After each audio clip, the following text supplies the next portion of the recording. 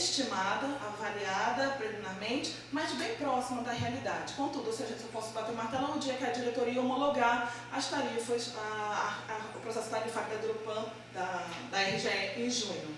Mas como a Hidropan será em julho, então nós já teremos essa tarifa já definida. Agora nós precisamos do montante. Quanto é que a distribuidora precisa de comprar de energia para suprir seus consumidores? Os consumidores é o mercado, somos nós. Indústria, rural, as residências, o poder público, todo mundo que consome energia que está ligado à distribuidora. Além disso, como eu mostrei na figura anterior, quando sai da geradora até chegar às nossas residências, a energia elétrica, quando passa pela transmissão, ela tem as perdas técnicas, tanto na rede básica, nos leões, como na rede da distribuidora, ela tem as perdas técnicas. E o que são as perdas técnicas? As perdas técnicas, por exemplo, nós quando ligamos um aparelho elétrico em casa, que o fio esquenta, esse calor nada mais é que a energia que está passando por esse fio e está sendo dissipada. Quando a energia sai da geradora e vem para cá, ela também se dissipa em alguma parte. E essa energia, para não chegar menor aqui, a distribuidora ela precisa comprar um pouco mais para poder suprir os seus consumidores. São leis da física, mas ao mesmo tempo o valor que é visto de perdas técnicas é estudado, calculado pela ANEEL e também é o valor regulatório, que é definido nesse momento da revisão tarifária. Além disso, nós temos as perdas não técnicas. E o que são as perdas não técnicas? Quando nós calculamos as perdas da distribuição, né? E tiramos as perdas técnicas, o que sobra são as perdas não técnicas. É um erro de leitura, é não ter a leitura, é uma fraude ou então um furto mesmo, conhecido como gato. Essas aqui são as perdas não técnicas. Essas perdas não técnicas não viram receita, é um gasto que a distribuidora tem para comprar energia, porque essas pessoas estão consumindo, mas ela não está recebendo a tarifa. De qualquer forma, esse volume também é calculado, estudado pela ANEEL e é um valor regulatório. Não é algo que se diz, é tanto. Porque há interesse da agência que esses valores cada vez se diminuem e a gente tenta com que a empresa também corra atrás para diminuir cada vez mais essas perdas não técnicas. Vou tratar isso no próximo slide. Então, o custo da energia é esse montante dessas três demandas vezes o preço. Esse é o primeiro custo não gerencial. Então, falando um pouco mais das perdas não técnicas, o que a gente chama de percentual real, que é essa diferença entre as perdas e as perdas totais e as perdas técnicas, hoje nós medimos em 0,6%. Mas, como é que a gente chega à conclusão de qual é o custo regulatório? Isso aqui é o que está sendo real. Nós fazemos uma comparação com todas as empresas com a mesma complexidade socioeconômica. E nós achamos a empresa eficiente, que vira a nossa empresa modelo, o nosso caminho a ser perseguido. E fazemos com que as outras empresas cheguem a esse ponto. No caso da Hidropan, vocês já são a empresa modelo. Vocês já são o percentual de perdas não técnicas, vocês já são o percentual de perdas a ser perseguido pelas outras empresas com a mesma complexidade socioeconômica. Então, nós garantimos apenas que 0,6%, esse 0,6% participe do custo da energia. Informo que esse valor é irrisório. E não é porque eu estou aqui falando não, porque das empresas do Norte, esses valores aqui vão a mais de 100% e a gente reconhece de 40% a 50%. O normal é que seja, quando a gente acha que a empresa está boa, em torno de 3%, 4%, 5%. Mas vocês estão trabalhando com 0,6%. Vamos passar para o segundo custo de custo não gerenciável, que é o custo da transmissão, é o custo da rede básica. A rede básica são aqueles milhões que eu falei, que é o Sistema Interligado Internacional, que une o Brasil todo, todas as regiões do país, que faz com que a energia circule por todo o país e até a rede, toda a transmissão, até chegar o centro consumidor na rede de distribuição. É o preço da tarifa, né, versus o volume que passa de energia por eles. Esse é esse cálculo. E a conexão com as outras distribuidoras? No caso, se tivesse uma outra distribuidora conectada à Hidropan, no caso não há. Então esse custo aqui é zero. Então o custo de transporte somente é cobrado a transmissão. Esse custo, hoje, na tarifa de vocês, está tendo maior peso. Vou mostrar os valores depois, por quê? Em 2013, quando nós fizemos a renovação dos contratos de concessão das transmissoras, elas precisavam da remuneração dos ativos que não estavam depreciados. E agora nós vamos, por força da portaria do Ministério de Minas e Energia, número 120 de 2016, nós temos que repassar à tarifa a amortização da remuneração desses ativos. E isso está sendo para todas as distribuidoras. E hoje é esse custo que mais está influenciando realmente a tarifa de vocês.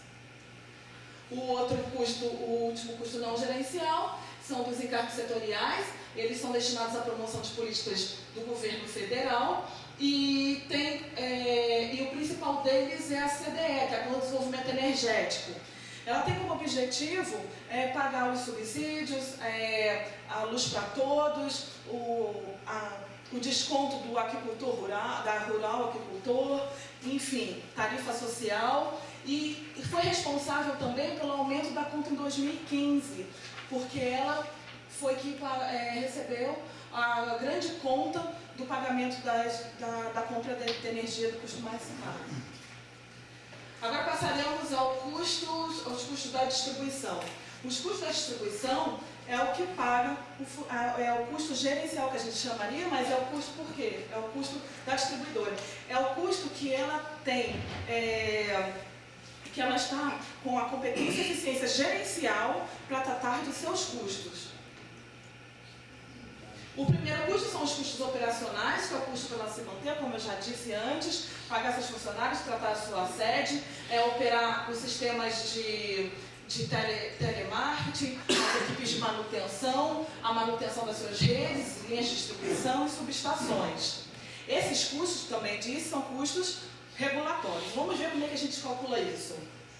É feito todo um levantamento dos custos da empresa, e esses custos são comparados também com empresas que têm o mesmo porte, do mesmo tipo da distribuidora, e nós calculamos o que a gente chama de uma faixa de eficiência.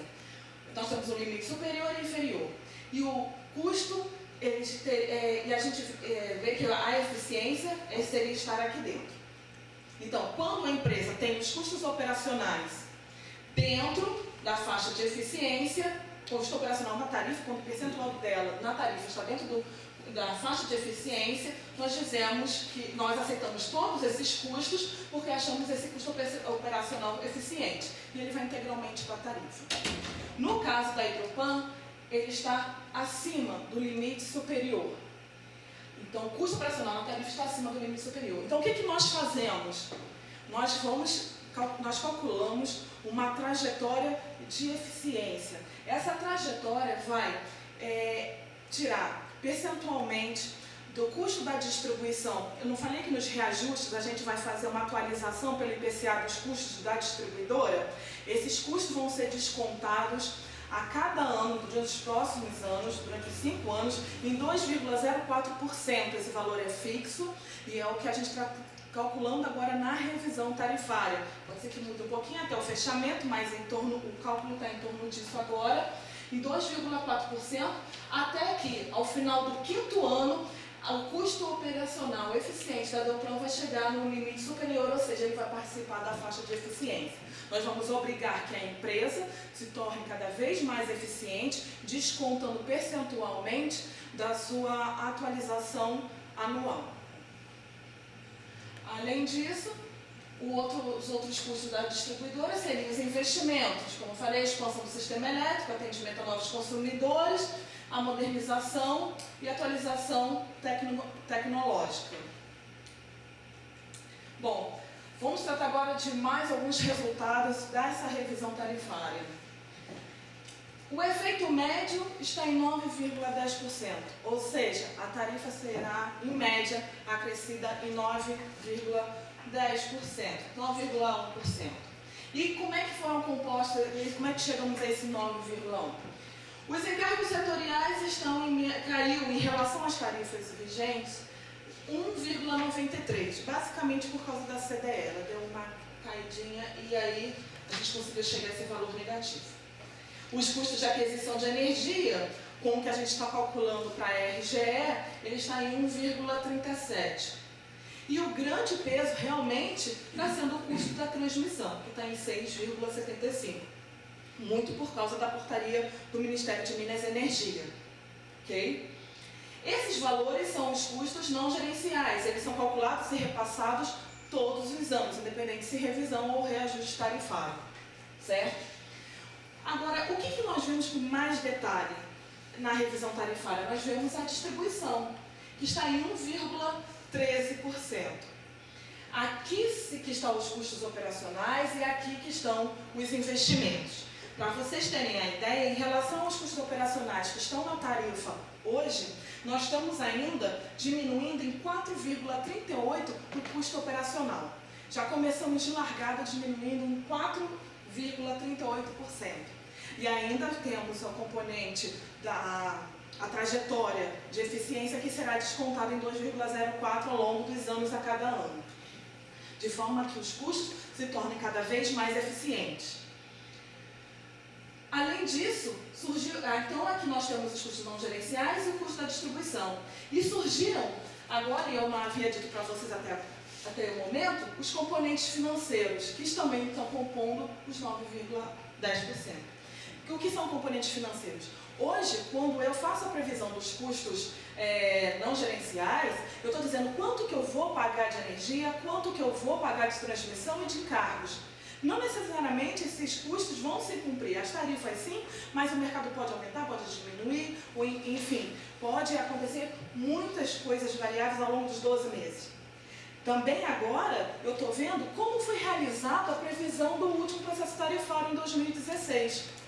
Esse encontro de contas, né, agora eu estou vendo para 2017 e vi 2016. Então, eu vou pegar a previsão de 2016, que foi feita naquele momento, vi quanto que foi realizado e agora eu estou fazendo esse encontro de contas. E aí eu cheguei à conclusão que nós colocamos a mais na tarifa do ano passado 1,54% em relação aos custos não gerenciais.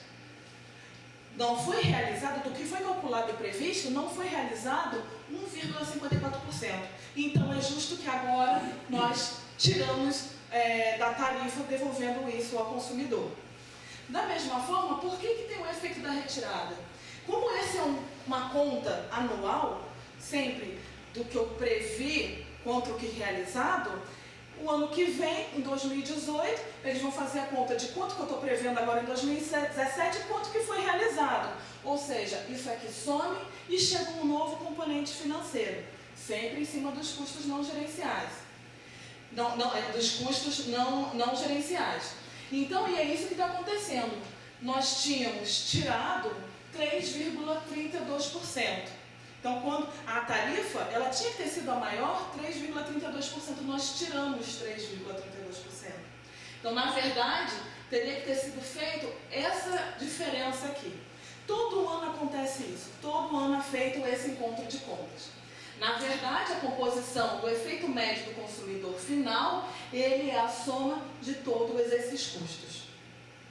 Então, para chegar a 9,10%, nós somamos tudo isso aqui. Mas isso não é igual para todos os tipos de consumidores. Cada tipo de consumidor ele tem um tipo de tarifa, porque as tarifas elas são estruturadas de acordo com a forma que a energia elétrica chega no consumidor. Né? Se ele utiliza mais rede, menos rede, enfim, se ele é de alta ou baixa tensão, tem muitas variáveis englobadas em cada tipo de consumidor. E por que nós temos uma diferença entre alta tensão e baixa tensão? Porque aquele custo da transmissão, ele tem um peso maior para os consumidores da alta tensão. Então, como ele está tendo um aumento significativo, ele está pesando muito mais aqui para os consumidores de baixa tensão. Contudo que, em média, nós estamos em 9,10. Agora passaremos aos indicadores de qualidade. Eu falei de tarifa, e a tarifa vai pagar essa qualidade. Já falado pelo Fernando, né, vocês são o segundo no IASC, mas agora nós vamos tratar do DEC e o FEC, que vocês já ouviram falar. Mas antes, o que acontece? Todos nós, consumidores, temos um indicador individual. Nós temos um indicador individual de quantas horas que teve interrupção, por exemplo, na minha casa, num período de apuração, quantas vezes que essa interrupção ocorreu, e também qual o maior número de horas da interrupção que eu experimentei de interrupção num determinado período de apuração. É tudo feito mensalmente, mas os limites têm de mensal, trimestral e anual. De todos esses individuais, nós fazemos uma média e achamos os índices coletivos, os famosos DEC e FEC, que é a média de horas que os consumidores ficaram sem fornecimento, e aí é para toda a área de concessão, e o FEC, que é a média de interrupções de fornecimento, também para toda a área de concessão. Agora, nós estamos aqui, esses aqui são os limites que ao longo dos ciclos nós temos imposto à distribuidora, a Hidropan. E isso aqui é quanto que a Hidropan tem cumprido das suas metas, ou seja, para a duração média de interrupções, a distribuidora tem cumprido as suas metas. E essa aqui são a meta que está sendo proposta, os limites que estão sendo propostos para o próximo ciclo, começando de 2018 até 2022. No caso da frequência, ou seja, o número de interrupções no período de apuração, com o excesso de 2012, a empresa também vem cumprindo sem nenhum problema. E olha que nós estamos apertando, olha essa descida aqui. Nós estamos apertando, e estamos apertando cada vez mais esses limites. Esse daqui é o que está sendo proposto, e é isso aqui que vocês vêm cumprindo, com exceção de 2012. Mas acontece também que, independente se ela está cumprindo a média, pode ser que individualmente, na minha casa, num grupo, numa área, ela não esteja cumprindo esses limites.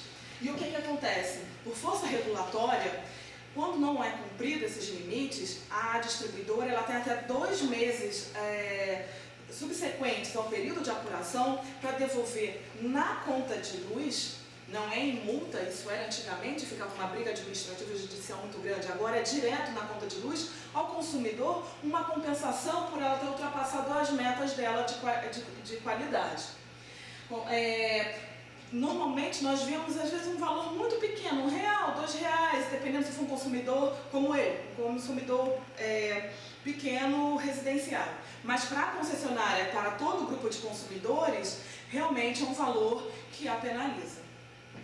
No caso, por exemplo, em 2016, foram 11.200 compensações e foram gastos R$35.100. No ranking de qualidade de DEC e FEC, a Hidropan está em nono lugar, sendo o 4º na região sul. Por isso que nós fizemos cada vez mais os limites, descemos os limites cada vez mais, porque a gente acha que ainda há espaço para melhorar, apesar dos dados de vocês serem muito bons. Agora vamos conversar sobre a conta de energia, que é o que nós recebemos todo mês. Se eu for pagar R$100 por mês, o que eu vou estar pagando? Eu vou estar pagando energia, não apareceu, energia, transporte e aqui os encargos, que vai estar em torno de R$49,80. Eu já decorei. Aqui a distribuidora, que vai dar R$19,80. Decorei. E vai dar de tributos R$31,58. É isso. Então, é isso que a gente vai pagar. Certo? Aqui, R$49,58, R$19,84 e aqui R$31,58. Além disso, na conta da energia, aparecem as bandeiras. E agora a gente conversa sobre bandeiras. As bandeiras, elas têm como objetivo principal sinalizar ao consumidor que nós estamos passando ou não por um problema de geração de energia. Não é para penalizar o consumidor, é para nós, consumidores, sabermos o que nós vamos fazer em relação ao nosso consumo, dado o custo da energia gerada. Então, por isso que a ANEEL, ela sempre no mês anterior, ela sinaliza como é que vai ser o mês seguinte, para que a gente possa se organizar no nosso consumo. Por isso que não é uma penalização. Como funciona? Todo mês é feito um estudo, um cálculo de qual é o custo base da energia a ser gerada no mês seguinte, e aí a gente vê qual é a necessidade do pagamento extra desse custo de energia, se vão ser acionadas ou não geradoras mais onerosas.